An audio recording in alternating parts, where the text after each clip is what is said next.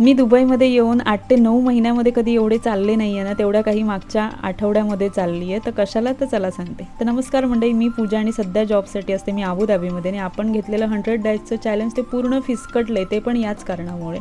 तर मला बरेच जण, काही जण मेसेज करतात की ताई आम्हाला दुबईमध्ये जॉब बघ. जे मेडिको आहेत तेही म्हणतात तुझ्या हॉस्पिटलमध्ये बघ, हेल्थ केअरमध्ये बघ.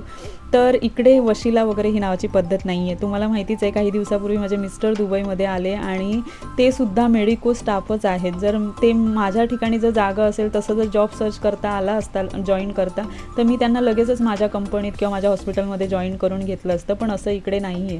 तर माझे मिस्टर 8 ते 9 महिन्याने आम्ही भेटत होतो आणि मी त्यांना मागच्या 8 ते 9 महिन्यात कित्येकदा मागे लागलेली की दुबई लायसन काढून घ्या, पण नाही ऐकले.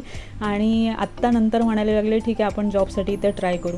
तुमच्याकडे जर दुबई लायसन नसेल ना, तर इकडे मेडिको स्टाफला जॉब मिळणं खूप कठीण आहे आणि अगदीच विदाऊट लायसन तुम्हाला जॉब मिळेल पण तुम्ही जी अपेक्षित जी सॅलरी करताय ती तुम्हाला इथे मिळणार नाही. अगदी इंडियासारखेच तुम्हाला एक फक्त 2-3 पटीने सॅलरी जास्त मिळेल, एवढाच फरक असेल. त्यामुळे मी प्रत्येकालाच सांगेन, येताना दुबई लायसन मेडिको स्टाफ आहे त्यांनी इथे काढून या, मगच इकडे जॉब सर्च करा. सोबतच मी जसं म्हटलं की तुमच्याकडे बँक बॅलन्स असेल चांगला, तर तुम्ही जॉब ऑनलाईन पोर्टलच्या जीवावरती जॉब सर्च करा. पण तुम्हाला खरंच अगदी कळकळीची गरज आहे ना जॉबची, तर त्यांनी गुगल मॅपची मदत घ्या आणि दुबईचे रस्ते तुडवाच, अगदी तळवे तुमचे घासाच, तरच तुम्हाला कुठेतरी लवकरात लवकर जॉब मिळेल. आणि येताना आहे ना भरपूर साऱ्या झेरॉक्स काढून या, कारण इथं खूप महाग